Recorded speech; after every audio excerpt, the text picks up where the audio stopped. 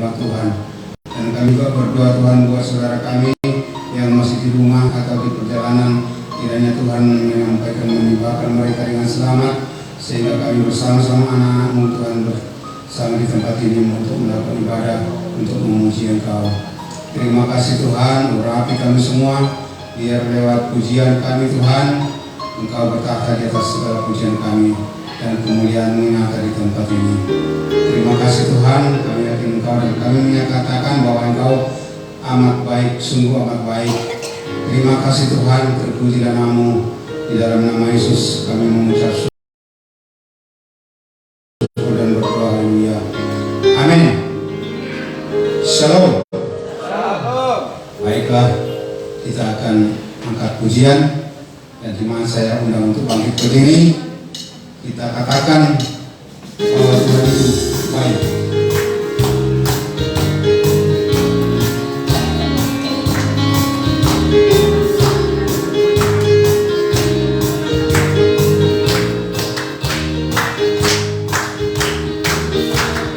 Allah itu baik, sungguh baik bagiku.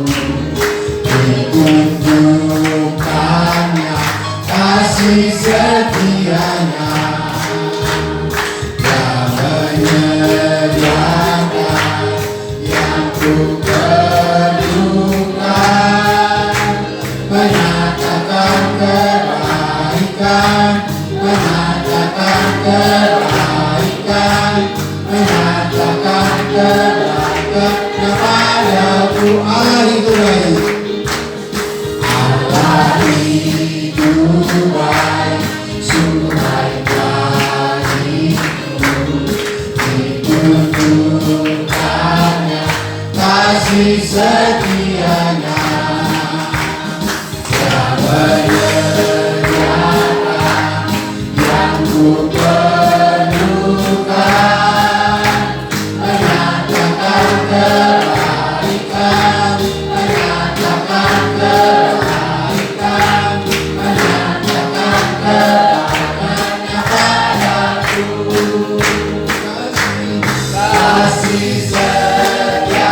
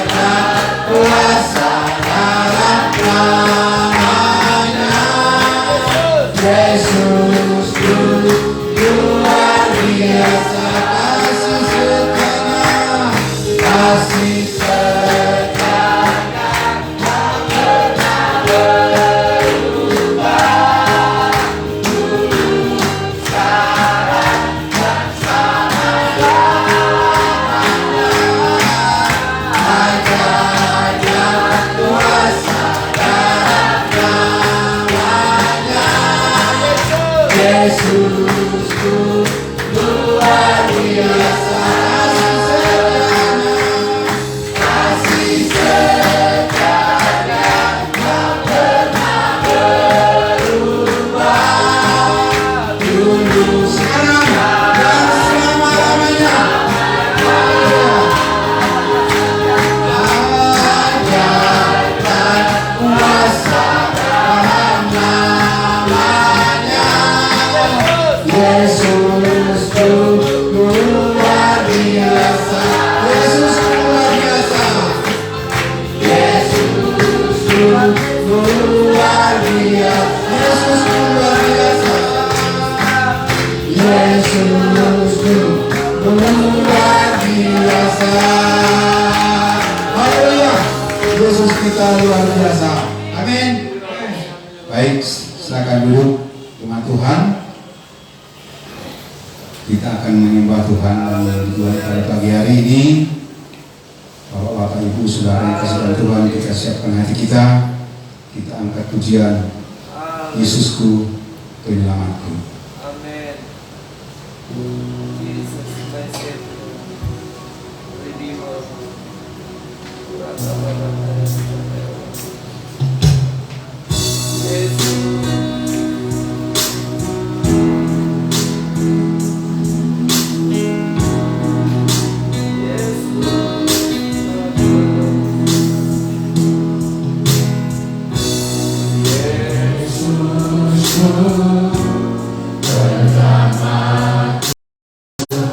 Tiada yang seperti Engkau, setiap hari ku memuji keajaiban kasih-Mu.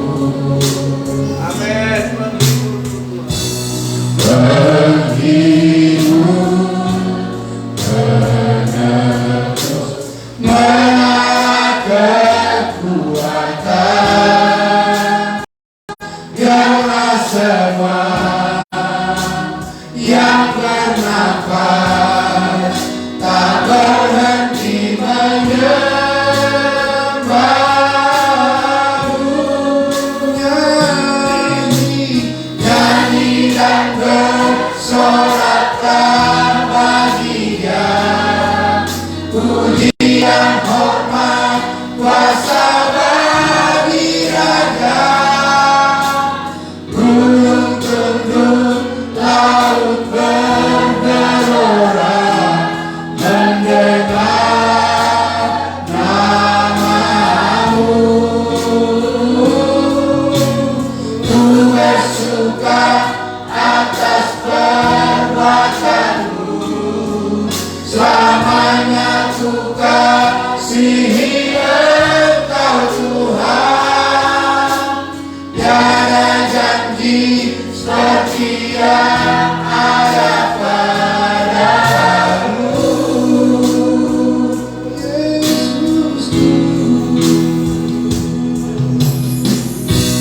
Yesusku penyelamatku, tiada yang seperti Engkau, setiap hari ku memuji keajaiban kasih-Mu.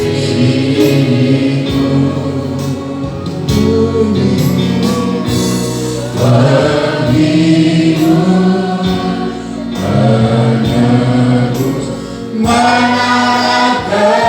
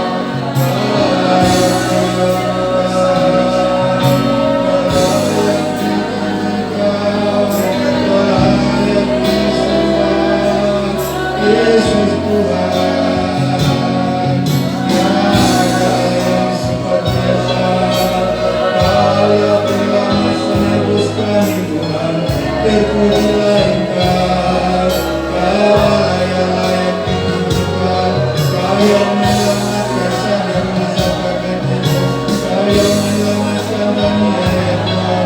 Terima kasih Allah, Kau yang mengangkat Musa, Kau yang mengangkat Musa untuk memimpin umat-Mu keluar dari tanah Mesir, masuk tanah perjanjian tanah Kanaan.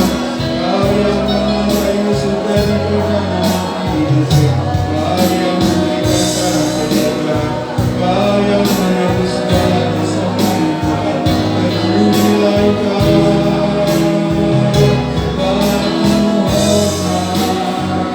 Bagimu kemuliaan, bagimu segala sembah.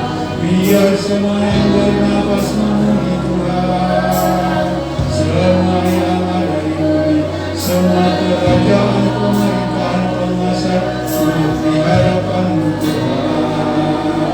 Biar kami bersorak bernyanyi memuji Engkau, biar segala gunung-gunung bergetar mengagungkan memuliakan nama-Mu.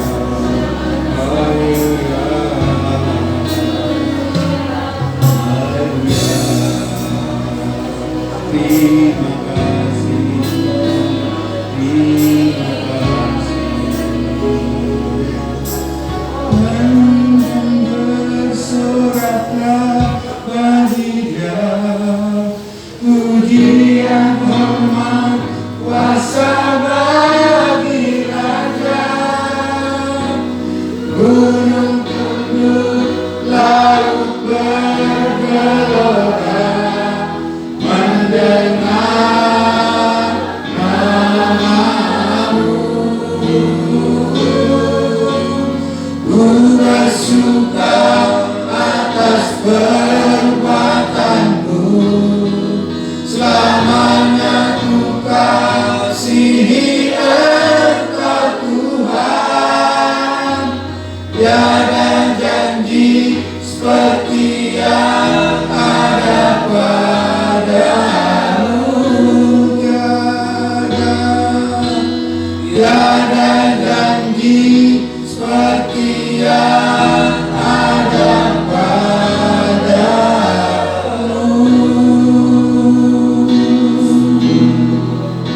Terima kasih Tuhan, terima kasih Allah buat segala urapan kebaikan-Mu, sehingga kami bisa menyanyikan pujian kami untuk kemuliaan nama-Mu. Bertahta Engkau Tuhan di atas segala pujian kami, supaya pujian kami menyenangkan hati-Mu dan ibadah kami menjadi ibadah yang berkenan di hadapan Tuhan. Terima kasih Tuhan, kami akan bersorak-sorai memuji dan mengagungkan nama-Mu. Engkau urapikan Tuhan, berikan kami hati yang bersukacita, supaya kami bersukacita untuk memuji Engkau. Terima kasih dalam nama Yesus, haleluya, amin. Shalom. Mari kita angkat pujian, mari kita semua umat pilihan Allah.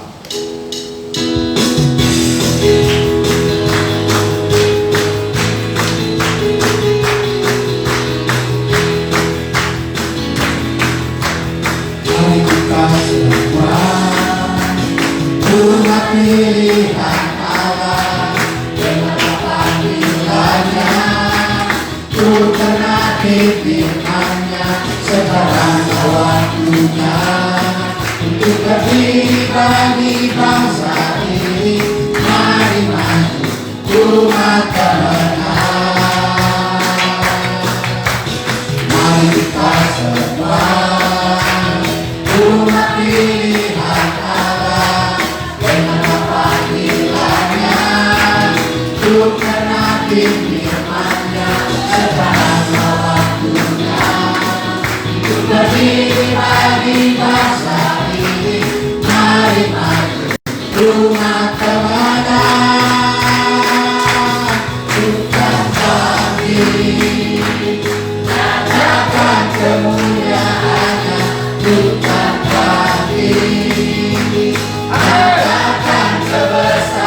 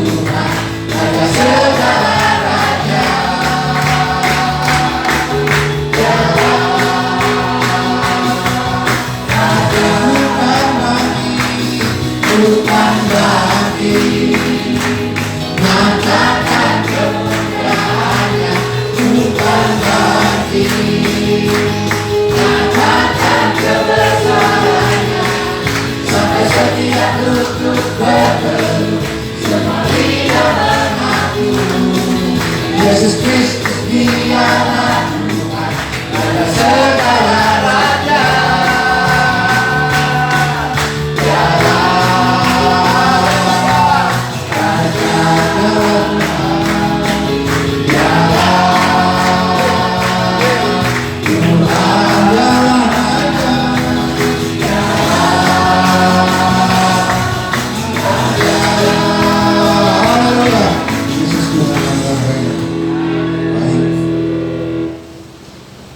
Terpujilah Tuhan, lewat pujian kita Tuhan dimuliakan. Dan saat ini kita tetap akan angkat pujian untuk menyambut firman Tuhan. Dan kita siapkan hati kita, dan jemaat saya undang untuk bangkit berdiri. Ya Tuhanku, aku hendak bernyanyi begini.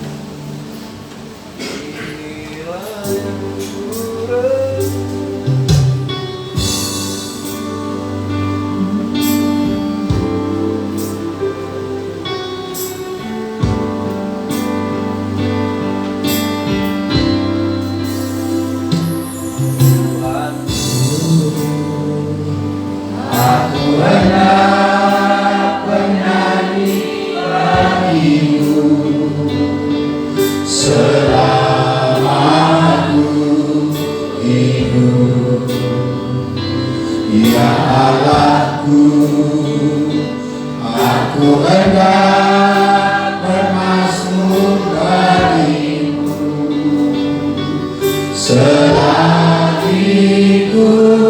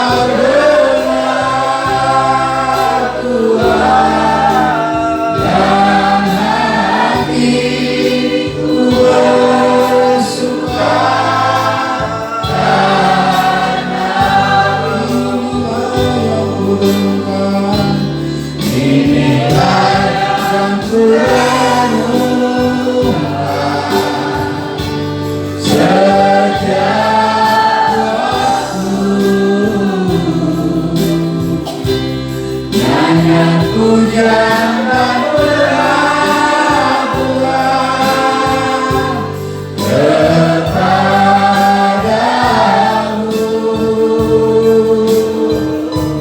Jangan manis kau dengar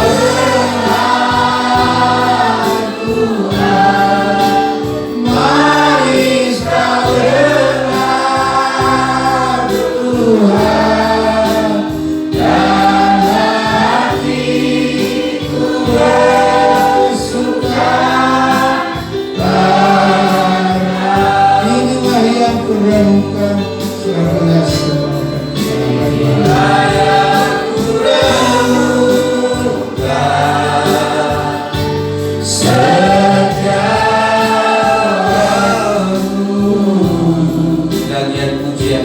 Nyanyian pujian dan pengakuan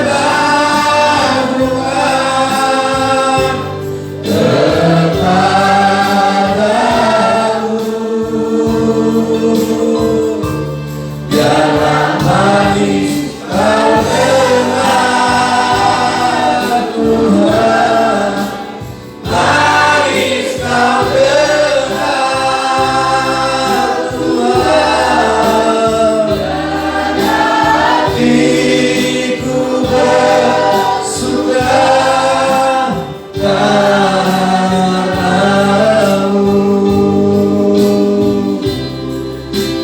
Dan hatiku bersuka karena-Mu. Haleluya Bapa kami, Elohim, Adonai Elohim, Tuhanku pencipta langit dan bumi, Yahweh, Allah yang Maha Kuasa, yang berkuasa di bumi dan di surga. Bapa kami yang di surga, datanglah kerajaan-Mu. Engkaulah Tuhan yang Maha Kudus, Engkaulah Allah yang Maha Mulia, agung, benar, dan ajaib. Datanglah Tuhan, lawanlah kami, curahkanlah Roh-Mu yang membuat kami menjadi ciptaan yang baru, dilahirkan kembali dari Roh Kudus, sehingga kami beroleh perkenanan di hadapan Tuhan. Bapa, pulihkan kami, supaya kami diberikan hati yang lembut, haus, lapar akan kebenaran. Karena kami tidak hidup hanya dari roti saja, kami hidup dari setiap perkataan-perkataan Tuhan yang memberi kami kehidupan, yang membebaskan kami dari penghukuman, yang melepaskan kami dari maut, yang membawa kami kepada hidup yang kekal. Bapa kami yang di surga, berikan kami hikmat surgawi, bukan hikmat duniawi. Berikan kami roh yang kami terima, roh yang dari Allah, bukan roh duniawi, supaya kami mengerti anugerah Allah, kasih karunia Allah bagi kami. Tuhan Yesus, biarlah kedagingan kami, hawa nafsu dunia kami disalibkan dan mati dengan segala keinginannya.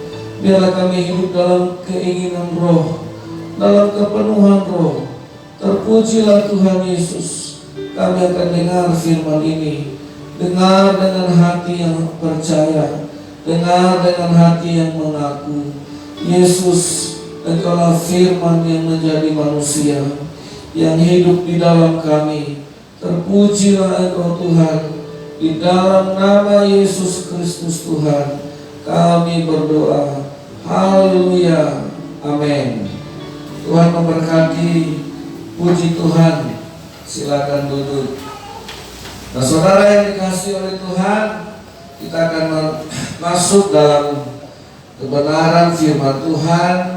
Mari kita siapkan hati kita. Saudara, Bapak Ibu, jemaat yang dikasihi Tuhan, kita bersyukur kalau kita menerima Yesus sebagai firman yang sudah jadi. Artinya firman yang kita terima itu sudah dalam bentuk manusia, tidak lagi dalam bentuk pecahannya atau turunannya. Kalau zaman perjanjian lama, Tuhan berbicara lewat wahyu, ditangkap sama nabi-nabi, dituliskan, terus disampaikan untuk ditaati. Nah saudara, tapi perjanjian baru Tuhan mengubahnya. Dia menurunkan anaknya yang tunggal.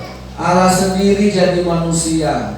Firman itu sendiri sudah komplit menjadi manusia dan turun ke dunia sebagai manusia biasa untuk menggenapi, untuk melakukan semua hukum-hukum Tuhan dengan sempurna dilakukan oleh Tuhan Yesus, sehingga Yesus yang benar itu menjadi korban. Ya, kalau Yesus ada cacatnya sedikit, tidak bisa jadi korban penebusan, tidak bisa jadi juru selamat. Kalau Yesus ada kesilapannya, ada ketidaksengajaannya, maka Yesus itu tidak bisa jadi korban tebusan mati untuk kita, saudara. Jadi kita bersyukur. Amin. Ya, saudara. Jadi kalau kita semakin merasa hidup kita benar, semakin merasa hidup kita baik, ya siap-siaplah kita harus selalu disucikan lewat pengorbanan itu. Amin. Ya saudara. Jadi jangan mengeluh. Oh aku semakin dekat sama Tuhan, semakin dimurnikan, semakin ada tantangan, semakin ada ujian. Ya memang saudara, itulah buktinya bahwa kita semakin dikuduskan. Karena Yesus yang suci, dia mati untuk orang yang tidak suci. Kalau Yesus tidak suci, terus mati untuk orang yang tidak suci, tidak ada hasilnya. Kalau Yesus tidak benar, kemudian dimatikan untuk orang yang tidak benar, tidak bisa menebus orang yang tidak benar. Amin. Kalau Yesus yang tidak taat, terus mati juga untuk orang yang tidak taat, tidak ada harganya, saudara. Tidak ada kualitasnya, tidak bisa, tidak punya bargaining gitu, tidak punya nilai tukar. Jadi kalau Yesus yang kudus ditukar dengan yang kita yang tidak kudus ini. Amin. Ya, jadi itulah saudara sedikit pendahuluannya bagi kita supaya kita lebih memahami. Itulah kasih karunia Tuhan. Ya, kita tidak bisa lakukan, tetapi Yesus yang lakukan. Misalnya, makanya firman itu jadi manusia. Contohnya saja begini, yang anak kita sekolah SMA dikasih PR bahasa Inggris, dikasih PR bahasa Inggris, dikasih karangan, suruh terjemahkan. Anak ini tidak akan takut, oh bapakku di rumah pintar bahasa Inggris, jago bahasa Inggris. Dia tidak akan takut dikasih PR yang seperti itu. Dia pulang, dia tanya bapaknya, Pak, aku dikasih PR bahasa Inggris, bisa nggak Pak? Kecil ini lah. Ya, sini Bapak kasih tahu. Ya, padahal bapaknya belum ada di dalamnya, itu masih di luar tubuh. Saudara, kalau bapaknya seorang guru matematika, terus anaknya dikasih PR matematika, dia bilang, di rumah ada bapak, dia bisa ngajarin. Dia nggak perlu takut. Nah jadi saudara, Yesus itu adalah firman. Jadi ketika kita disuruh melakukan firman, kita tidak takut. Karena Yesus itu hidup untuk kita. Dia tinggal di dalam kita. Makanya Yesus bilang, kalau ditampar pipi kiri, kalau Tuhan bilang ditampar pipi kirimu, kasih pipi kananmu ya. Ya. Kenapa? Tuhan bilang, aku sudah lakukan. Aku sudah lewati. Nah sekarang tinggal Tuhan mengajarkan kita. Nah saudara, kalau Tuhan berkata, lebih berbahagia engkau memberi daripada menerima, Yesus sudah bilang, aku sudah lakukan. Jadi tidak ada firman Tuhan yang tidak bisa kita lakukan, karena semua sudah digenapi Tuhan Yesus. Nah sekarang Yesus itu tinggal di dalam kita. Itu makanya dia jadi manusia. Nah saudara yang dikasih oleh Tuhan, ini buku tidak bisa tinggal di dalam saya. Bagaimana saya bisa memindahkan isi buku ini hanya dengan membaca dan masuk ke otak saya? Tapi itu jadi hukum, tidak menghidupkan. Makanya hidup kita yang kita hidupi sekarang adalah hidup di dalam Yesus. Bukan lagi aku sendiri yang hidup, tetapi Yesus yang hidup, yang sanggup melakukan apa saja, yang sanggup mentaati apa saja, yang sanggup mengerjakan apa saja. Amin. Sehingga kita tak punya alasan, Tuhan nggak bisa. Oh, kalau kita berkata nggak bisa, berarti Yesus nggak ada. Itu makanya saudara yang dikasih oleh Tuhan, nah firman itu menjadi manusia. Udah siap, udah komplit, tinggal action, tinggal melakukan, tinggal menggenapi, tinggal mengerjakan. Nah, saudara yang dikasih oleh Tuhan, itu pendahuluannya. Mari kita baca dalam kitab Lukas pasal yang ke-19.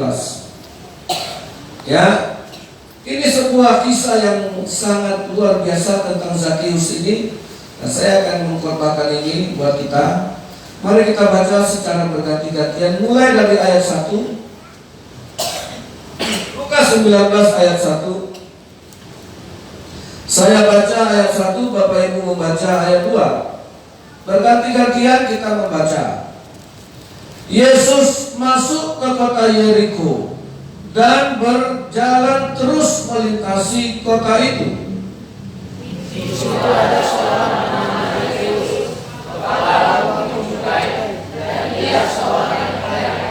Ia berusaha untuk melihat orang apakah Yesus itu, tetapi ia tidak berhasil karena orang banyak, sebab badannya pendek. Maka berlarilah ia mendahului orang banyak, lalu mengajak orang yang Yesus yang ada di situ. Ketika Yesus sampai ke tempat itu, ia melihat ke atas dan berkata, Zakheus, segeralah turun, sebab hari ini aku harus menumpang di rumahmu. Lalu Zakheus turun dan tetapi semua orang yang melihat itu bersungut-sungut, katanya, ia menumpang di rumah orang berdosa. Tapi Zakheus berdiri dan berkata kepada Tuhan, senang ada diriku akan diberikan orang miskin, dan sekiranya ada sesuatu yang berhasil seseorang akan diberikan lagi. Sama-sama 2, 3. Kata Yesus kepadanya, hari ini telah terjadi keselamatan kepada rumah ini, karena orang ini pun anak Abraham, sebab anak manusia datang untuk mencari dan menyelamatkan yang hilang. Saudara yang dikasih oleh Tuhan, Zakheus ini adalah kepala pemungut cukai.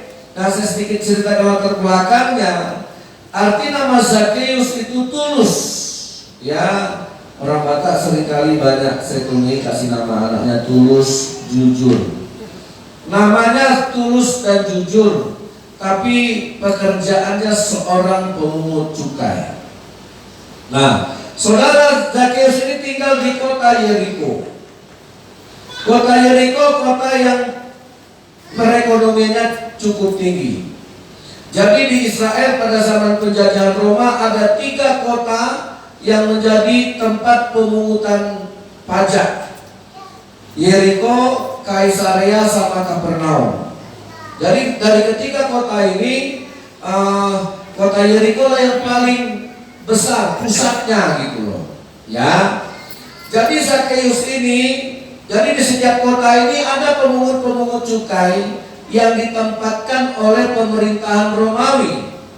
Karena Romawi yang menjajah orang Israel pada zaman itu, menguasai semua kehidupan perekonomian, semua dikuasainya. Jadi ditunjuklah setiap kota ini kepala-kepala pemungut cukai. Nah, dari ketiga kota ini yang mengepalainya itu adalah Zakheus. Jadi ketiga pemungut cukai yang ada di kota ini, kepala dari ketiganya itu Zakheus. Jadi ibaratnya Zakheus itu dirjen bea dan cukai. Nah, saudara, tugasnya apa? Tugasnya memungut pajak. Pada waktu itu tidak ada seperti zaman sekarang undang-undangnya. Pada waktu itu mereka hanya dikasih target untuk menyetor pajak ke pemerintahan Romawi misalnya 10 miliar. Maka mereka harus memenuhi target itu. Jadi pemungut-pemungut cukai atau Zakheus menciptakan sendiri teknis cara pemungutan pajak. Bisa dipungut dari nelayan, bisa dipungut dari domba, bisa dipungut dari kalau kita sekarang ada sepeda motor dulu pakai gerobak, sampai segerobak itu dihitung. Rodanya 2 pajaknya tambah, rodanya 1 pajaknya 1. Jadi dari rodanya situ dihitung pajaknya. Sengaja dia, jadi ini pajaknya liar sesuai dengan seleranya, kemauannya Zakheus. Makanya kalau dia menyetor ke pemerintahan Romawi 10 miliar, dia bisa mendapat 2 kali lebih banyak dari itu.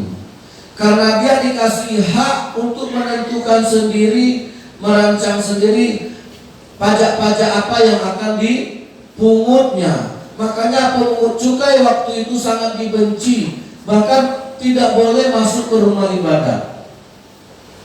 Ya, bahkan mereka dijauhi, tidak punya teman.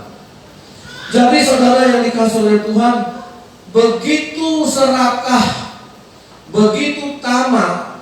Jadi setiap apapun yang dibuat oleh Zakheus pasti menyengsarakan masyarakat. Karena dia harus mengambil uang.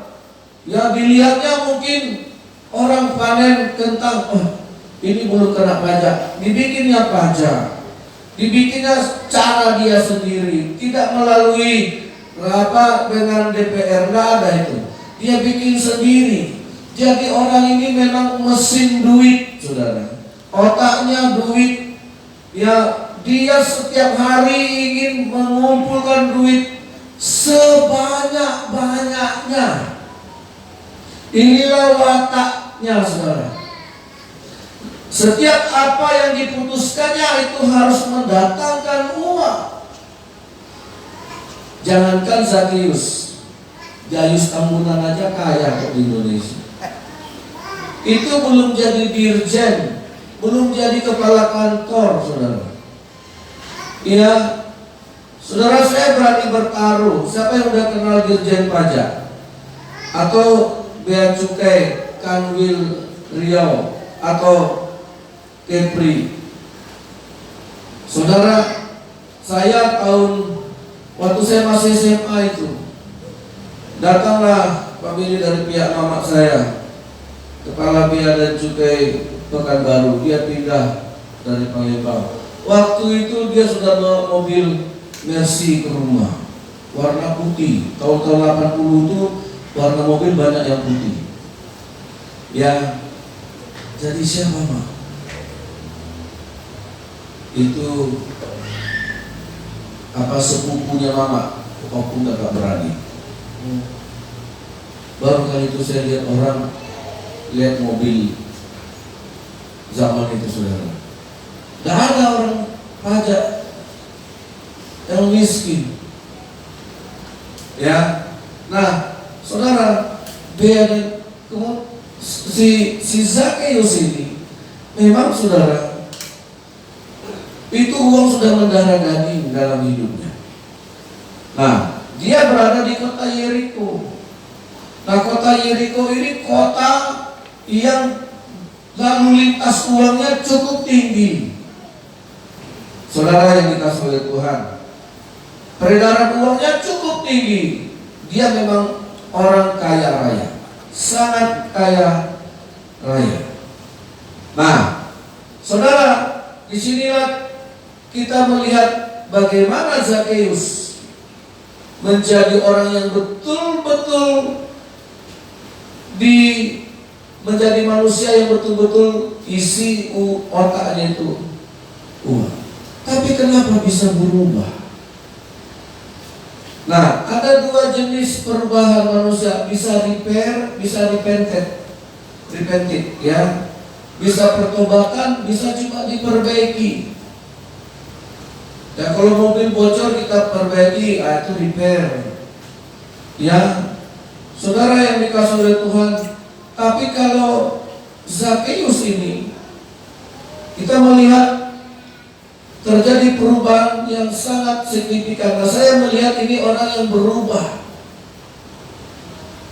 Ketika didengarnya Yesus datang ke kota Yeriko, ya, dan dia berusaha, dia betul-betul berusaha hanya untuk melihat seperti apa Yesus. Ada motivasi, ada dorongan dari hatinya, ada kegerakan dari hatinya untuk betul-betul harus menemui Yesus. Nah saudara, kesempatan itu kesempatan sekali seumur hidup. Dan saya mengatakan ini satu kesempatan anugerah. Kenapa saya katakan anugerah? Karena Yesus hidup di dunia 33,5 tahun. Selama 30 tahun Yesus itu tidak diorbitkan. Selama 30 tahun Yesus itu hanya besar di rumah-rumah ibadat, belum dikenal. Yesus itu baru dikenal setelah Yohanes Pembaptis dibunuh. Barulah Yesus tampil. Nah, Yesus tampil itu 3,5 tahun. Selama 3,5 tahun dia harus menjelajahi seluruh tanah Israel untuk memberitakan Injil, untuk menyatakan kasih Tuhan. Jadi saudara, untuk kembali lagi ke Yeriko mungkin tidak akan lagi, mungkin hanya sekali itu. Nah saudara, amin. Karena ya saudara menjadi Kasarea, Galilea, Kapernaum, banyak kota-kota yang harus dijalani oleh Tuhan Yesus. Nah makanya jangan kita buang-buang waktu. Tuhan gak bikin Yesus sampai 60 tahun di dunia waktu itu. Tuhan tidak membuat Yesus sampai 70 tahun. Kan bisa? Bisa kan? Kenapa gak bisa? Umur kita aja di dunia bisa melebihi umur Yesus.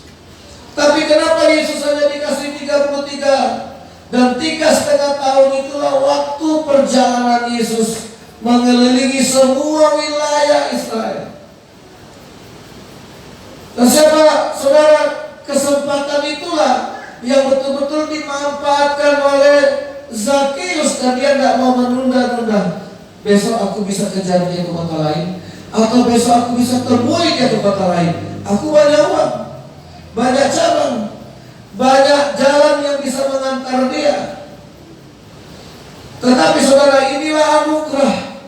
Anugerah yang mendorong seorang Zakheus untuk mengenal Yesus. Dia naik pohon ara. Tidak pernah-pernahnya saya yakin Zakheus naik pohon. Ngapain juga orang kaya naik pohon? Yang ada cuma naik helikopter, ya, naik mobil, naik pohon. Nah saudara, dia meletakkan keinginannya itu melampaui keegoisan, ya, melampaui kemampuannya mungkin.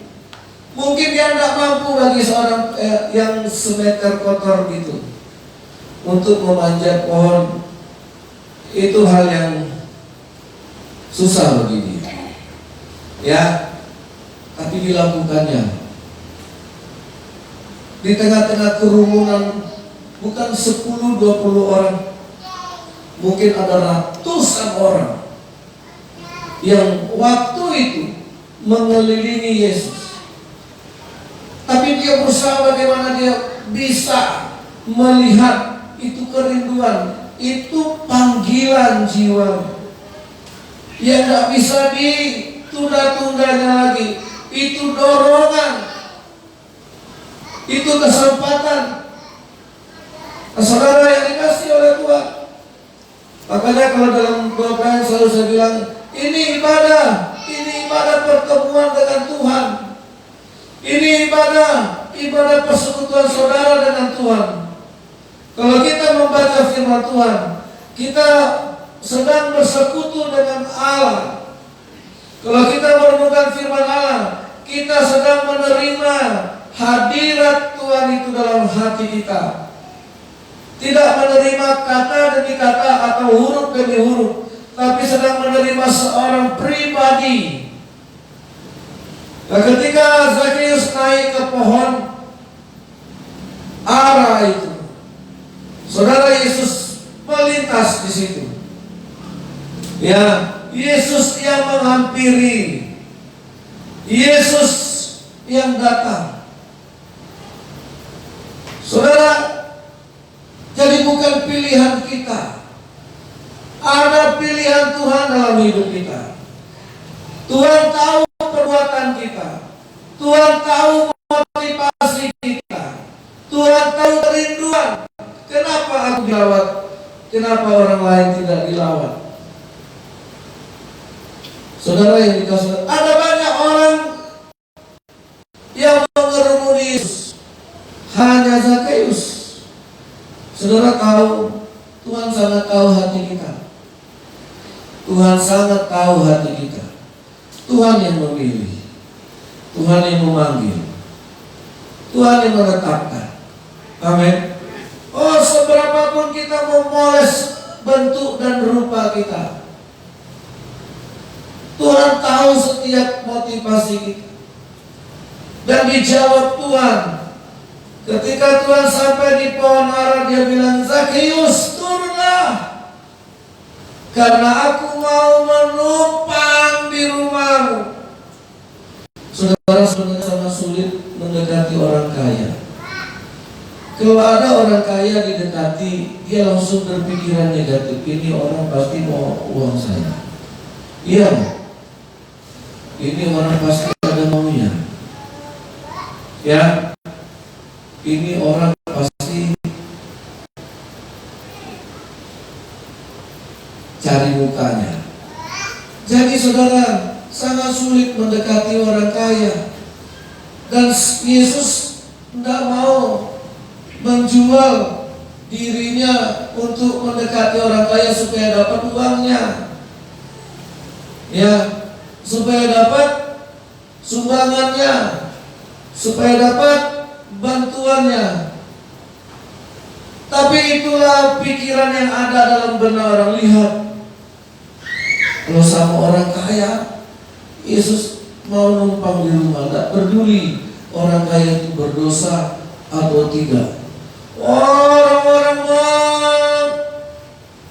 membuli, kalau bahasa sekarang, orang-orang asing menggerutu menceritakan Yesus. Kalau ke rumah orang kaya, dia langsung mau menawarkan diri. Saudara yang dikasih oleh Tuhan, nah disinilah Zakheus ingin membuktikan sebuah pertobatan, bukan sebuah pertobatan dari perbuatan, tapi pertobatan dari sebuah watak, perbuatan, perubahan dari sebuah pikiran, ya, dari sebuah tabiat, dari sebuah identitas. Karena dia dulu pemungut cukai, begitu terima Yesus, dia tidak jadi lagi pemungut cukai. Nah saudara, saya mau beritahu sedikit tentang pertobatan ini. Ya, saya kasih, kalau seseorang melacur, dia pelacur. Kenapa kau melacur? Bukan karena wataknya melacur, tapi karena ekonomi, Pak. Kami orang susah, Pak. Ya, itu perbuatan. Nah, perbuatan bisa dipengaruhi oleh lingkungan. Makanya saudara, kata Tuhan, berubahlah oleh pembaruan akal budi. Jangan lagi serupa menjadi dunia, karena dunia bisa membentuk karakter, lingkungan bisa membentuk karakter, keluarga bisa membentuk karakter. Nah, makanya Henok itu bergaul dengan Tuhan, sehingga yang membentuk karakternya Henok itu Tuhan. Saya sendiri sudah mengalaminya, saudara. Dulu waktu saya masuk SMA, dia saya punya ambisi ingin pintar lah. Jadi waktu itu saya kelas 1-4. 1-4 itu masuk sore. Anak-anak pintar ada di kelas 1-1 dan 1-2. Saya bilang semua ketua OSIS waktu itu, karena dia teman kakak saya kan udah kelas 3 SMA. Kak, aku mau pindah. Dipindahkanlah. Kenapa aku mau pindah? Aku mau kumpul sama yang pintar-pintar. Dipindahkanlah dari ke 1-4 yang masuk sore, saya pindah ke 1-2.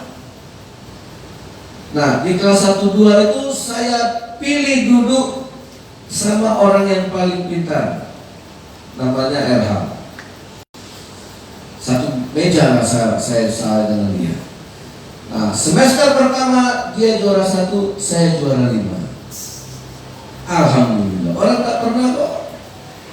Itu motivasi, saudara. Kita bisa dipengaruhi oleh lingkungan. Nah, kalau anak kita mau berteman dengan orang yang pintar, ya bagus.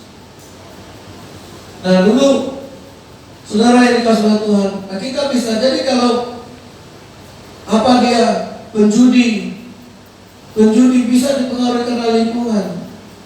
Nah, ini sebenarnya bertobatnya nggak susah. Tapi kalau Zakheus, dia bukan penjudi, dia bukan pemain penzina, dia bukan tukang berantem. Ini memang wataknya, sarafnya udah disetting, isi sarafnya, bahkan mimpinya itu pun kalau dia mimpinya duit itu. Halo? Saudara, mana lebih susah merubah orang kikir jadi murah hati daripada merubah seorang pemabuk jadi tidak pemabuk? Mana yang lebih susah? Iya. Sama-sama susah. Ya. Nah, saudara. Nah, untuk merubah Zakheus yang memang wataknya. Jadi saya pernah di depan rumah mama itu ada lubang alon, kena stroke, sembuh dari stroke, ya masih ada stroke ya, langsung dia tidak bahasa Ojo lagi, bahasa Indonesia. Lon, dari mana? Bang Alon. Saya jawab bahasa Ojo, dijawabnya bahasa Indonesia. Waktu itu saya baru pulang dari sekolah Alkitab, saya tanya Alek, kenapa Lek? Kena stroke, mantap juga ya. Habis kena stroke bisa bahasa Indonesia. Gak bisa di bahasa Ojo. Berarti ada saraf kita yang bisa juga dirubah-rubah sama Tuhan. Iya kan? Nah, kemarin saya dengar kesaksian dari Ibu Pendeta Dewi Basir. Ada seorang suami kena stroke dan dioperasi. Dulu suaminya sebelum kena operasi itu lembut, perhatian, kemana-mana diantar. Pokoknya istrinya dijadikannya ratu lah. Kalau ke pasar suami mesti ikut. Nanti istrinya belanja dia, pokoknya dia perlakukan istrinya kayak ratu, kayak bapak-bapak di gereja kita ini lah, melakukan istrinya kayak ratu, tapi ratu sehari, nggak hari-hari berikutnya. Jadi setelah dioperasi, istrinya berubah, suaminya berubah jadi kasar. Mau kemana? Mau pasar. Udah pergi kemana ya? Istrinya heran. Akhirnya dia tanya dokter, dulu istri saya lembut, sama saya dia perhatian. Kok sekarang berubah ya? Wah saudara, ada syaratnya yang memar. Memar aja udah gitu. Berarti kalau ada suami-suami yang kasar itu memar kali ya.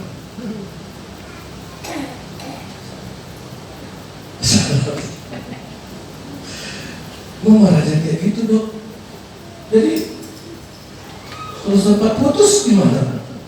Wah, ya itu makanya dibilang orang ada orang yang putus itu kayak gitu itu ya. Tidur pun marah. Jadi saudara, jadi tadi saya sempat googling nyari saran.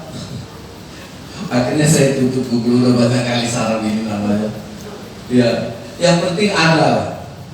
Kita mau baik, kita bisa. Jadi secara medis pun kita bisa berubah ketika saraf kita berubah.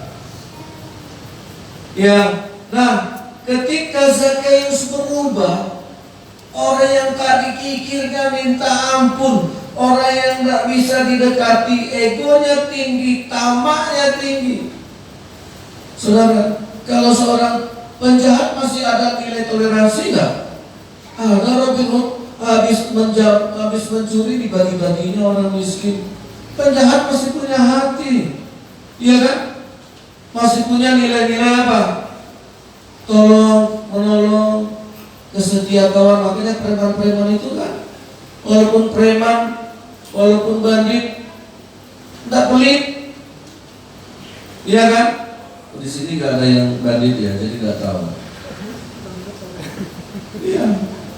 Dulu waktu saya masih nakal-nakal, rokok sebatang berdua. Hisapnya lagi gantian nanti mengisap itu sampai ke gabus-gabusnya. Habis. Wah, walaupun kita nakal-nakal. Nah sekarang kalau ketemu Zakheus bisa nggak? Zakheus merasa, saya kan nggak penjudi, saya kan enggak yang perempuan, saya nggak berzina. Tapi kenapa dia bisa berubah? Inilah yang disebut dengan pertobatan, metanoia. Amin. Anugerah. Inilah anugerah. Ketika Yesus menawarkan dirinya, Zakheus, aku mau menumpang di rumahmu, aku mau tinggal di rumahmu, aku mau nginap di rumahmu satu malam ini. Saudara yang dikasihi oleh Tuhan, kehadiran Yesus mengubah seluruh syarat-syaratnya.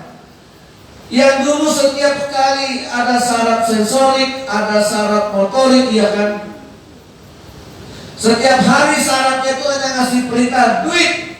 Setiap kali syarat memerintahkan organ-organnya, memerintahkan kerjanya untuk uang. Cari uang, dapatkan uang sebanyak-banyaknya, kumpulkan uang sebanyak-banyak. Itulah perintah dari syarat-syarat yang sudah menahun dalam otaknya, dalam sistem pemikirannya gitu. Dalam jaringan otaknya itu sudah terbentuk. Tapi kenapa ketemu Yesus bisa berubah?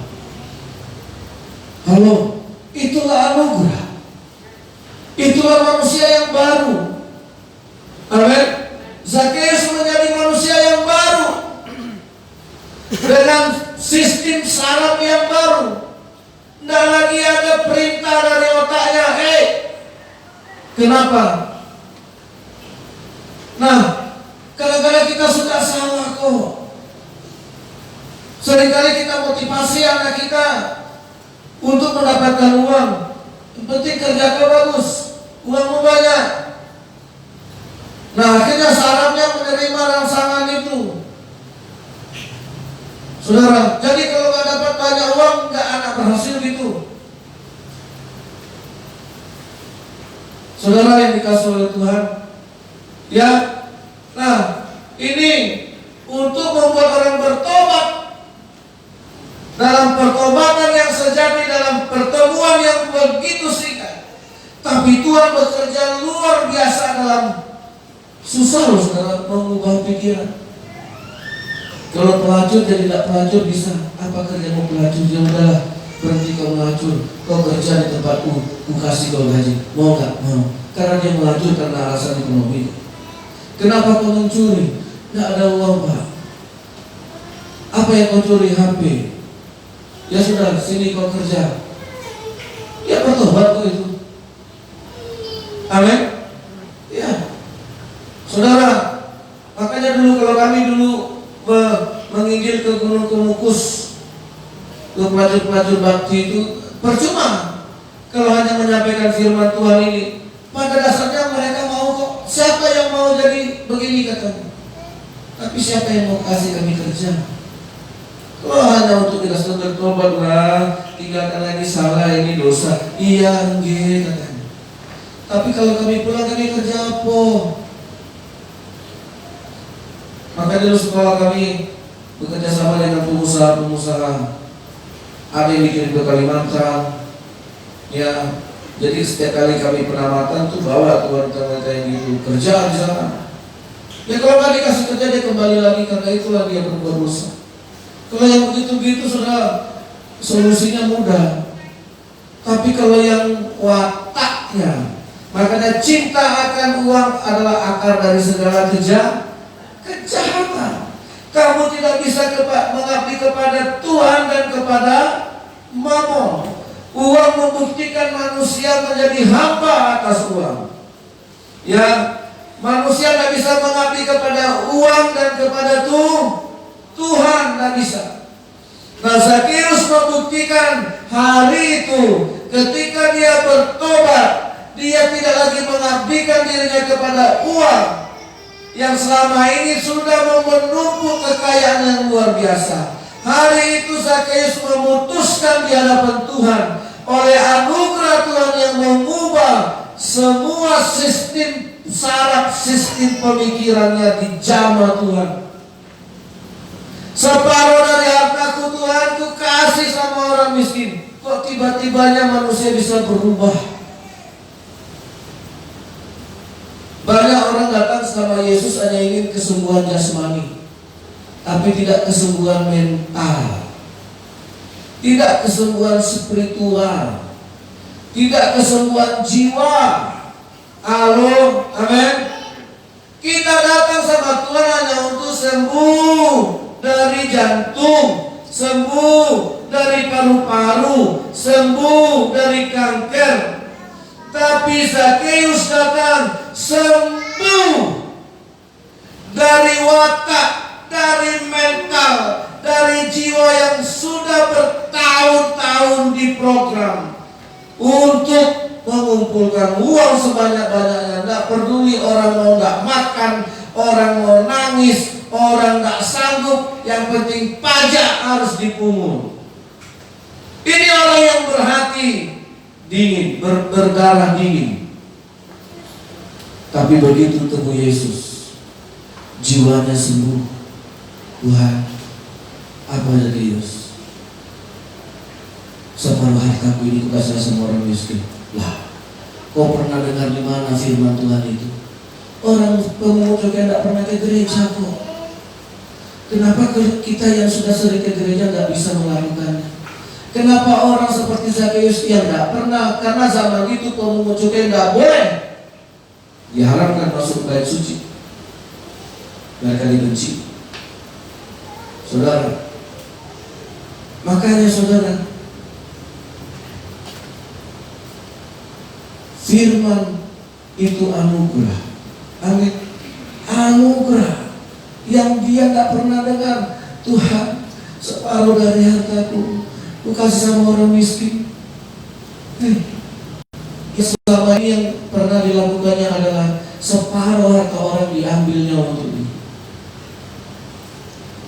Jiwanya sembuh, saraf-sarafnya sembuh. Amin. Saudara, gak ada sebuah perbuatan, tapi jalan pikirannya pun berubah. Inilah pertobatan. Saudara tahu pertobatan itu ketika kita tidak lagi mencintai, tidak lagi mengingini dunia ini. Berapa banyak tanah saudara nanti dikubur 1 kali 2. Kemarin Sabtu jam 10 meninggal kakak saya di rumah sakit Prima. Ya, kakak dari keluarga jauh.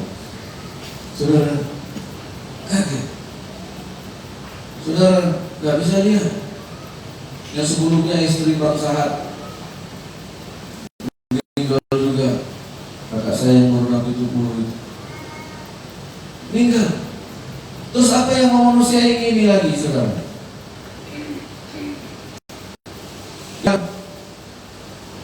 Nah, kemudian apa kata Zakeus? Tuhan, orang yang pernah saya rugikan, dia ciptakan hukum sendiri. Kalau menurut hukum Taurat, kalau dia ambil uang orang 1 juta, dia ganti sesuai hukum Taurat itu 1.200.000, naik 4%. Ya, kalau secara hukum Taurat, kalau saya merugikan Pak Napi itu 1 juta, saya harus ganti 1.200.000. Itu berdasarkan hukum Taurat. Tapi Zakeus ciptakan hukum sendiri. Sebagaimana dulu dia bikin hukum sendiri untuk merampas, untuk menarik pajak. Dia bilang 400%. Saya rugikan dia 1 juta, saya ganti sama dia 4 kali lipat.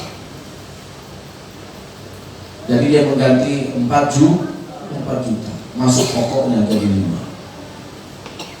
Dari mana dia dapat hukum itu? Itulah anugerah. Kenapa orang yang begini bisa berubah? Nah, ini yang orang yang begini yang sulit. Makanya saya katakan tadi, kalau pembunuh berubah gampang. Kenapa kau membunuh? Ya aku kepepet lah, harus membunuh.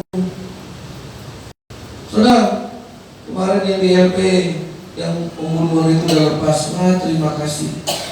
17 tahun, masih muda.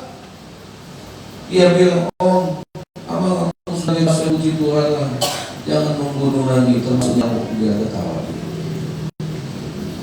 Ya, satu lagi tinggal Marga Kalihoran, dia kena 21 tahun, membunuh juga.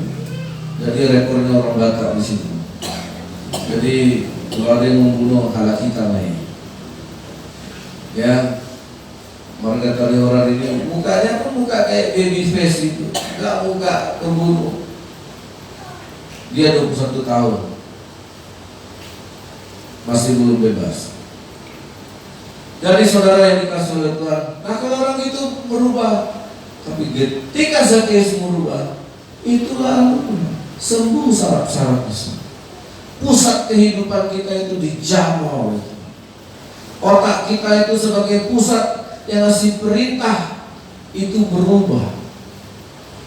Amin. Itu yang perlu kita rubah sekarang, saudara. Jadi kalau datang kepada Tuhan, bukan hanya minta kesembuhan penyakit jasmani, tapi mintalah kesembuhan penyakit jiwa kita. Jiwa yang serakah, jiwa yang menuhankan harta. Makanya Tuhan strike di situ sangat jelas, jangan engkau mengumpulkan harta di dunia.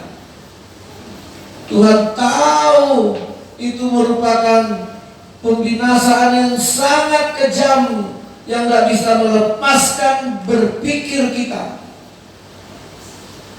Iya kan, saudara? HP-nya aja gak bisa kita lihat, padahal kita lihat buka lagi, lihat buka lagi kan? Karena pikiran kita udah di sini. Ya, karena pikiran kita udah di sini. Saudara, ketinggalan kita cari, balik kanan langsung, mana HP tinggal ya? Bus, balik kanan, putar. Tapi kalau istri ketinggalan, orang kan ke sini ya, tunggu sini.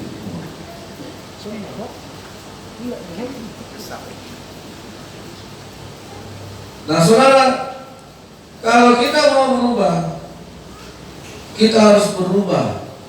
Ini waktu kita berubah. Amin.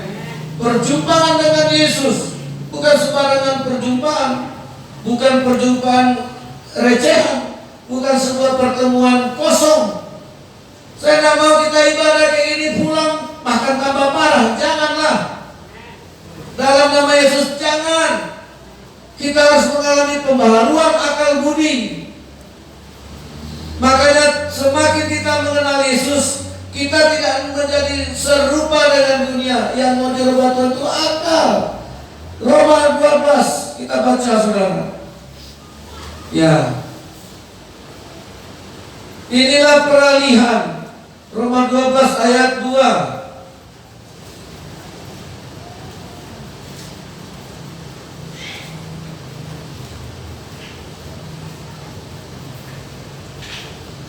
Mari kita baca bersama-sama firman Tuhan ini. 1, 2, 3. Janganlah kamu menjadi serupa dengan dunia ini, tapi berubahlah oleh pembaharuan budimu, sehingga kamu dapat membedakan manakah kehendak Allah, apa yang baik, yang berkenan kepada Allah.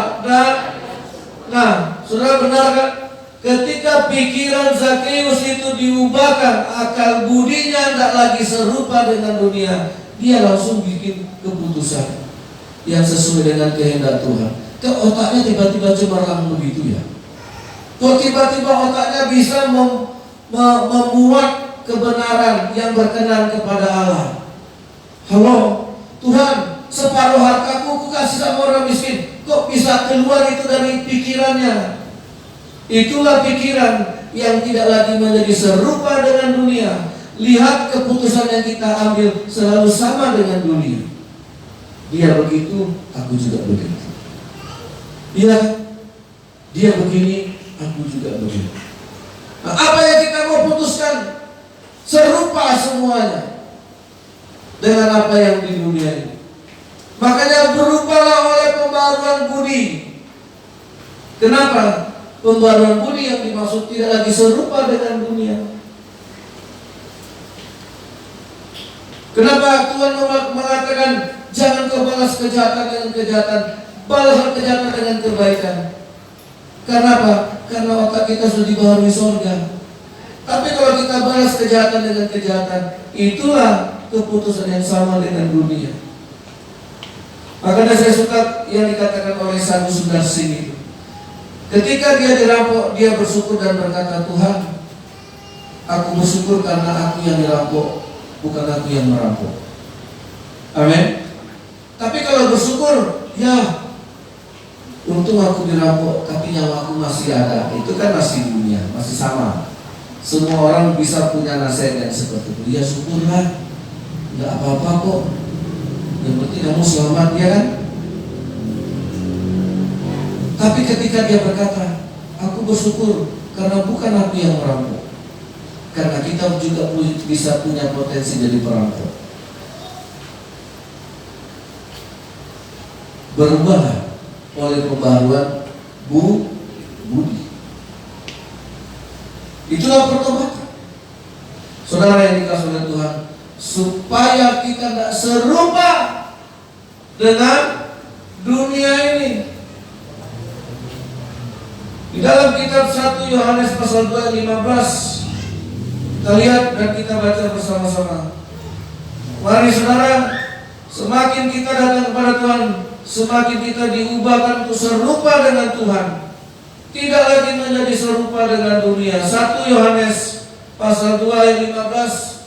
Mari kita baca firman Tuhan ini sama-sama. 1, 2, 3. Janganlah kamu mengasihi dunia dan apa yang ada di dalamnya. Jikalau orang mengasihi dunia, maka kasih akan Bapa tidak akan ada di dalam orang itu. Saudara, kita memang harus berubah. Waktu tidak lama, kesempatan tidak panjang. Ketika kita mendengarkan firman Tuhan, jangan keraskan hati. Makanya Yesus berkata kepada orang-orang yang berpikiran negatif, Zakheus, separuh dari hartamu Tuhan akan aku ganti. Orang yang kurugikan aku ganti 4 kali lipat. Kok orang ini bisa berubah? Hartanya yang tadi setinggi gunung bisa-bisa rata dengan tanah. Tapi it's okay. Kenapa? Karena hartanya sudah pindah ke surga. Ada amin? Amin. Kenapa mesti khawatir? Karena hartanya sudah pindah ke surga. Itu kata Yesus sama pemuda yang kaya yang akhirnya batal masuk surga. Yesus bilang, satu lagi, kalau kau mau masuk kerajaan surga, jual hartamu, kasih sama orang miskin, ikut aku, kamu punya harta di surga. Saya, kalau saudara masih puluh tahun punya harta di surga, makanya kita harus bertobat. Mungkin yang kita tahu seberapa banyak uang di rekening, mungkin yang kita kumpul-kumpul ini nambah, aduh kita lihat udah banyak, udah bisa nanti beli ini, beli itu, ya kan, udah bisa nanti jalan-jalan kembali, udah bisa nanti, ya. Nah saudara, paling-paling gitu, siapa yang udah tahu dia punya harta di surga? Yang tahu orang yang gak mengasihi dunia.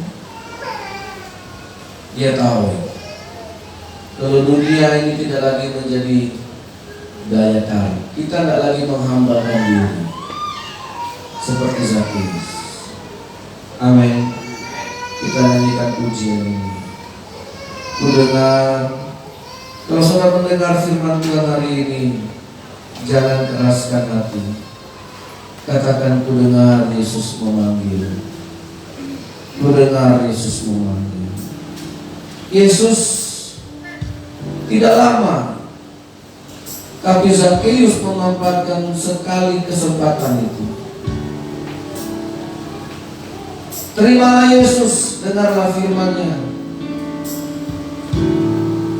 Katakan kepada diri kita, ku dengar Tuhan, Engkau memanggilku hari ini. Datanglah kepada Tuhan, sekalipun tanpa memanjat pohon ara. Mampirlah Tuhan ke rumahku. Undanglah Yesus tinggal di dalam hidup kita, supaya kita serupa dengan Dia. Tidak lagi menjadi serupa dengan dunia ini. Haleluya. Dengar Yesus memanggil. Dengar Yesus memanggil. Dengar Yesus memanggil. Angkat sayap, ikutlah aku mau mengikut Yesus. Aku mau mengikut Yesus. Aku mau mengikut Yesus. Ikut Yesus, selamatku. Saya mau mengikut Yesus. Aku mau mengikut Yesus. Aku mau mengikut Yesus. Ikut Yesus,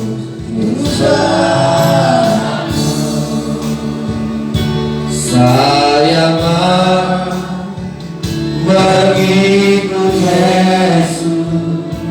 Saya mau mengikut Yesus. Saya mau mengikut Yesus. Ikut Yesus, Juru Selamat. Kembali ku dengar Yesus memanggil. Ku dengar Yesus memanggil.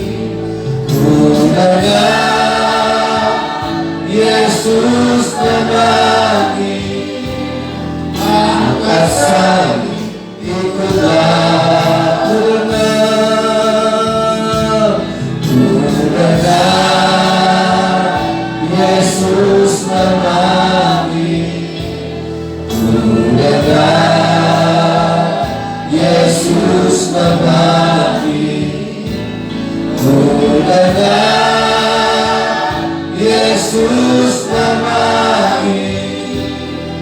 Angkat salib, ikut. Sekali lagi saudara, kita dengar Tuhan. Ku dengar Yesus memanggil. Yesus memanggil.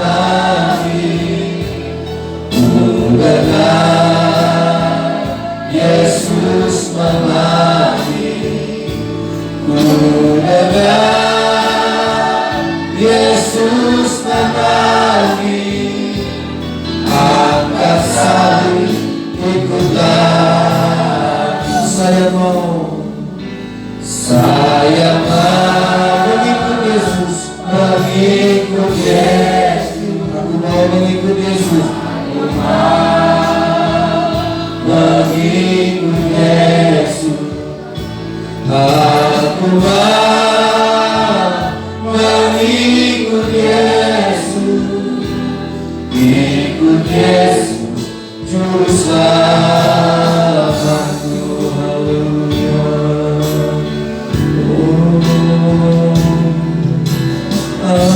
Ikutlah Yesus, dan kau akan punya harta di surga.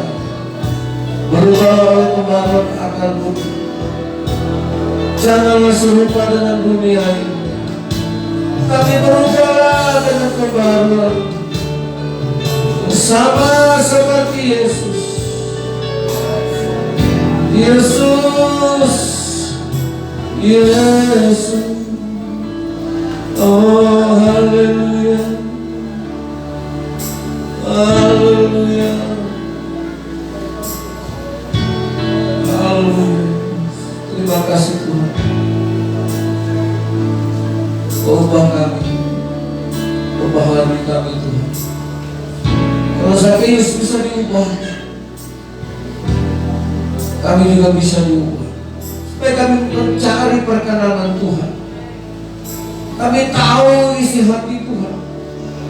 Zakheus tahu yang berkenan di hati Tuhan. Dia tinggalkan semua kecintaannya kepada dunia. Zakheus tinggalkan semua ambisi duniawinya yang sudah ditumpuknya bertahun-tahun. Begitu dia menerima Yesus, dia tahu kerajaan surga. Dia tahu tujuan hidupnya. Haleluya.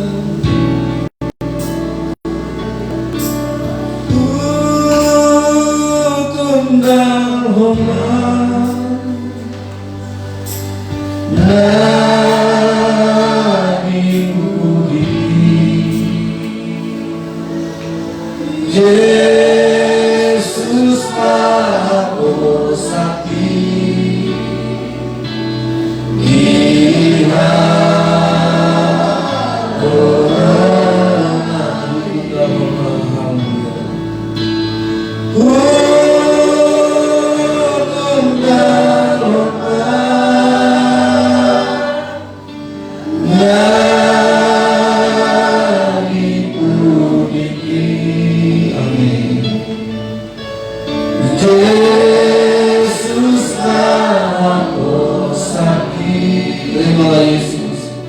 Dijagalah semua kemuliaan. Terus terikutan dalam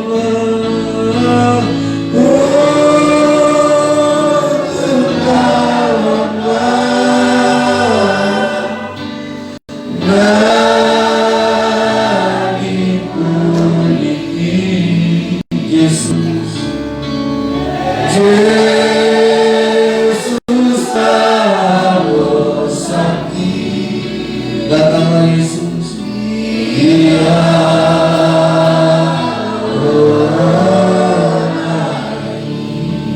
terima kasih Tuhan. Kami terima Yesus sebagai Tuhan dan Juru Selamat. Ketika kami mendengar firman Tuhan, jangan keraskan hatimu. Terimalah Yesus, karena Dia ingin membawa kita kepada kerajaan surga. Janganlah menjadi serupa dengan dunia. Baharuilah akal budi, baharuilah pikir, menjadi serupa dengan Tuhan. Dia yang berkenan di hati Tuhan, Dia mengerti kehendak Tuhan. Di dalam nama Yesus, datanglah kerajaan-Mu Tuhan, dan jadilah kehendak. Dunia ini akan kami tinggalkan untuk bersama-sama dengan Bapa Surga. Dunia ini akan menjadi sejarah kebinasaan, dan kami akan hidup selama-lamanya Jelikan mata hati kami, jelikan jiwa kami dengan terang Kristus. Terang Kristus itulah terang hidup yang menerangi jiwa kami untuk mengenal, untuk memahami, untuk mengerti bahwa Yesuslah Tuhan dan Juru Selamat yang hidup, yang membawa kami dalam kehidupannya, yang membawa kami ke tempat Dia berada. Itulah tempat hidup kami yang sesungguhnya. Dunia ini pasti kami tinggalkan. Lambat atau cepat, semuanya akan kami tinggalkan. Harta akan kami tinggalkan. Segala pengetahuan ini akan kami tinggalkan. Segala kemegahan ini akan kami tinggalkan. Semua pangkat jabatan ini akan kami tinggalkan. Kami tidak mau kehilangan Yesus. Kami tidak mau meninggalkan Yesus, karena ada kehidupan yang kekal. Baharuilah akal budi kami. Dalam nama Yesus, dibaharuilah menjadi serupa dengan Tuhan, tidak lagi dengan dunia. Dalam nama Yesus, amin. Tuhan memberkati. Shalom.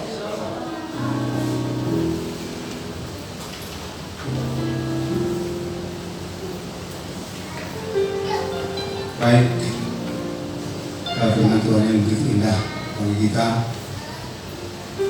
Saya sebelum mengumpulkan persembahan, saya akan sedikit mengingat dulu waktu masa saya kecil. Ada pernah bapak saya dulu bilang, bahasa Bataknya, "Tumagumay ba ibadah berharap daripada benako." Artinya lebih baiklah kita korban pencurian daripada kita mencuri, sama dengan tadi itu. Waktu itu memang tidak masuk akal kita tuh. Cuma akhir-akhir ini saya kadang-kadang ngerti juga tuh. Makanya kadang-kadang kalau ada melapor kayak dulu kan, "Oh Pak, dicuri orang kayak kita." Udah nggak apa-apa. Mungkin lebih butuh daripada kita. Nah, itu aja jawaban saya. Ya, kemarin itu Bapak Oksel kehilangan sawit. Wah, tadi curi orang sawit begini-begini lah. Heboh di rumah. Biarin aja. Mungkin dia lebih butuh, kalau tidak itu mungkin nggak makan dia. Kita kalau kadang-kadang tidak juga nggak makan, kita makan. Banyak bilang. Masuk. Terakhir Honda kemarin hilang dulu kan, pernah ke kantor polisi waktu Honda hilang ini. Nggak usah lapor lah, kan penting lapor ke dia, ada diganti yang baru itu. Artinya ya baru lagi gantinya itu cerita. Artinya yang hilang itu tidak terlalu menstreskan kita. Pasti itu orang juga pernah kehilangan Honda apa tidak? Ini kan santai ya. Puji Tuhan, lebih baiklah kita korban pencurian daripada kita mencuri. Kayaknya memang agak berlawanan, tapi itulah firman Tuhan yang sebenarnya. Lebih baik mah kita dipanah halak daripada kita mengaku. Nah itu. Puji Tuhan. Mungkin agak kotak sedikit, tapi itulah intinya. Saat ini kita akan memberikan yang terbaik sebagai korban persembahan kita. Siang ini dibuat musibah ditolak. Dari mana kita menerima, kesitulah dikembalikan. Kalau kita merasa berkat itu dari Tuhan, kita kembalikan kepada Tuhan. Mari kita berdoa. Terima kasih Tuhan, terpujilah Engkau Allah yang Maha Besar, Tuhan yang kami sembah dalam nama Yesus. Kami bersyukur Tuhan dengan pengajaran firman-Mu yang sederhana, tapi mengena dan menjadi kekuatan dan menjadi pengajaran bagi kami, supaya kami tidak menjadi panik dan tidak menjadi kacau galau pikiran kami apabila kami merugi-rugikan orang. Karena sahabat hidup kami, lebih baiklah kami dirugikan daripada kami merugikan. Lebih baik kami yang korban daripada kami menjadi membuat orang berkorban. Untuk itu Tuhan, ajarlah kami Tuhan memberikan yang terbaik, supaya apa yang kami berikan menjadi alat kemuliaan bagi Tuhan. Terima kasih Tuhan, segala apapun yang kami berikan, itulah berkat-Mu yang kami kembalikan. Terpujilah nama-Mu Tuhan, ajarlah anak-anak memberi sesuai dengan berkat yang kami terima. Di dalam nama Yesus, kami akan memberikan dengan sukacita. Haleluya. Amin. Kita angkat pujian, mari kita semua kita berikan korban persembahan kita.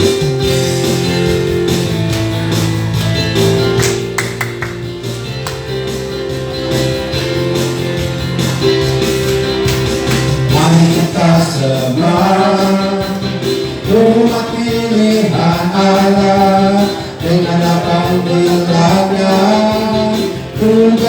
menepi firman-Nya. Sekaranglah waktunya untuk berdiri bagi bangsa ini.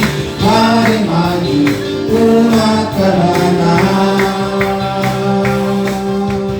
Mari kita semua buat pilihan Allah denganlah panggilannya untuk menepi firman-Nya. Sekaranglah waktunya untuk berdiri bagi bangsa ini. Mari maju umat kemenangan. Bukan kaki nyatakan kemuliaannya, bukan kaki nyatakan kebesarannya. Sampai setiap lutut berpenuh, semua lidah mengaku Yesus Kristus dialah Tuhan, Raja segala raja. Dialah Raja, bukan kaki nyatakan kemuliaannya, bukan kaki nyatakan kebesarannya. Sampai setiap lutut berteduh, semua lidah mengaku Yesus Kristus dialah Tuhan, Raja segala raja. Dialah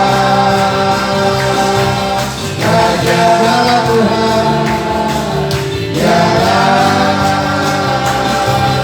Raja Raja, dialah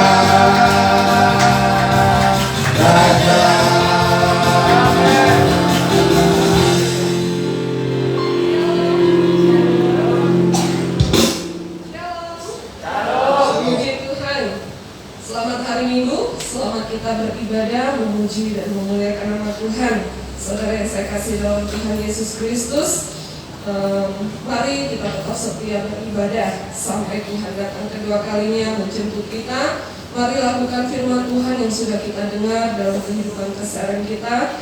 Jangan kita hanya jadi pendengar, tetapi mari jadilah pelaku-pelaku firman Tuhan. Karena kita mau menerima berkat Tuhan, di mana firman Tuhan yang sudah kita dengar kita lakukan, dan itu akan menjadi berkat dalam setiap apapun yang kita kerjakan. Bagi jemaat yang baru pertama kali hadir di tempat ini, kami mengucapkan selamat datang di Gereja Pantai Kosta Isa Al-Masih GPIA Kristus Jawaban Bangkinang. Jadwal ibadah sepanjang minggu ini, hari Minggu dimulai dari jam 7.30, yaitu kebaktian sekolah minggu ceria, dan dilanjutkan jam 10 pagi ibadah yaitu kebaktian umum. Dan yang menjadi asal untuk minggu depan atau penerima tamu yaitu Ibu Sitorus dan Ibu Napitu, dan menjadi worship leader Saudara Leo Sritongan, dan yang akan menjadi mendampingi sebagai singer yaitu Saudari Herlin Sihotan dan Saudari Ratna Harefa. Selanjutnya pembaca pengumuman Bapak Asitorus dan pendoa syafaat Bapak Gembala.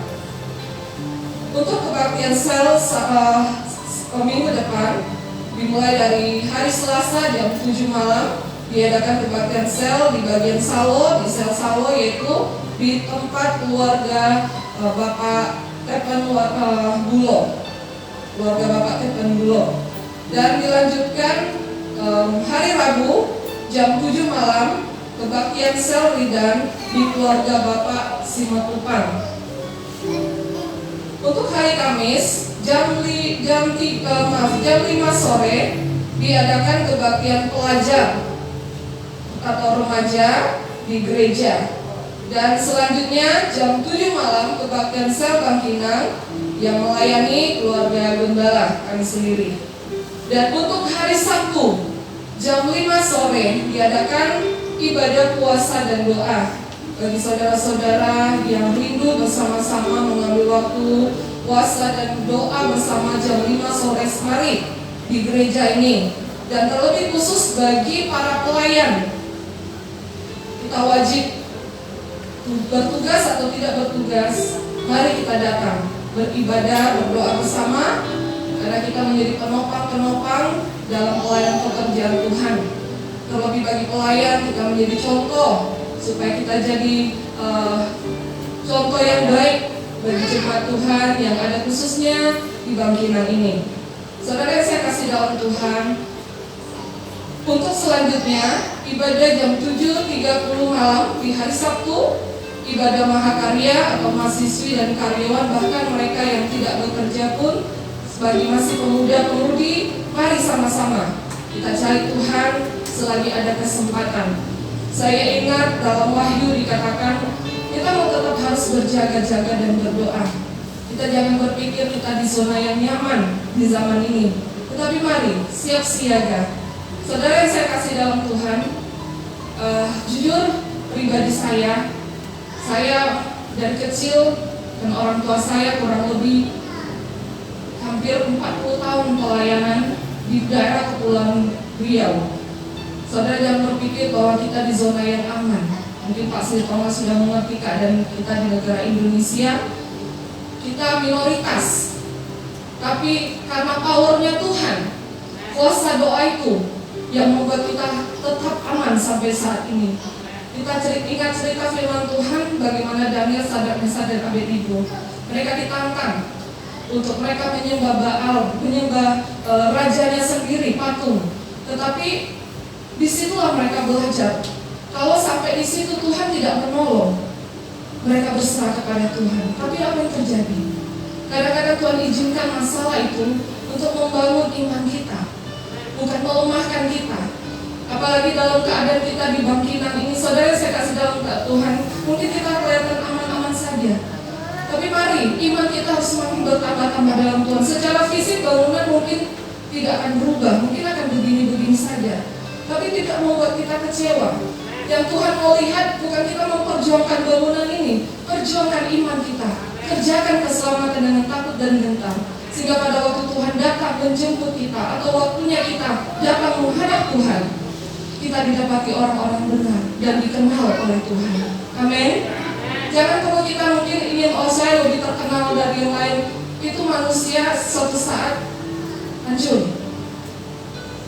Saat ini bisa kita terkenal, 2-3 tahun bisa terkenal, selanjutnya namanya manusia itu akan lenyap seperti rumput. Tetapi kalau kita dikenal dengan Tuhan sampai selama-lamanya bersama dengan Bapa di surga. Amin. Saya juga menghadapi pergumulan yang saya mungkin tidak saat ini belum saya sampaikan kepada saudara. Tetap kita bawa dalam doa sebagai saudara-saudara seiman. Kita bersyukur masih bisa beribadah di tempat ini. Banyak di tempat lain mereka tidak bisa beribadah, bukan karena larangan, karena ibadah keadaan zona corona, tapi juga karena iman kepercayaan kita diuji. Apakah tetap kita beribadah? Apakah seisi rumahmu tetap beribadah? Atau malah kita tinggalkan Tuhan? Itu keputusan saudara. Tuhan sudah kasih kesempatan kepada kita, tinggal kita mau ambil, mau tetap ikut Tuhan sampai mati. Amin. Puji Tuhan. Pengumuman tambahan, tetap diingatkan, mari kita jadi penggerak-penggerak kebersihan dimanapun kita berada, baik di gereja kita di Bangkinang. Mungkin kita bisa menutup mata, tapi orang melihat, tidak tertutup mata mereka melihat lingkungan kita. Kalau dengan kebersihan kita menjadi berkat buat mereka, mari kita lakukan. Dan bagi jemaat yang membawa anak-anak kecil waktu datang beribadah, ajar mereka ibadah yang sungguh-sungguh. Dan sekarang ya, memang kita sedikit keras, tetapi mendidik mereka itu harus berulang-ulang dengan kesabaran, dengan kasih Tuhan, sehingga suatu saat mereka akan mengerti, oh ini yang diajarkan mama papaku, oh ini generasi kita akan menjadi berkat. Nama Tuhan dipuji dan dipermuliakan.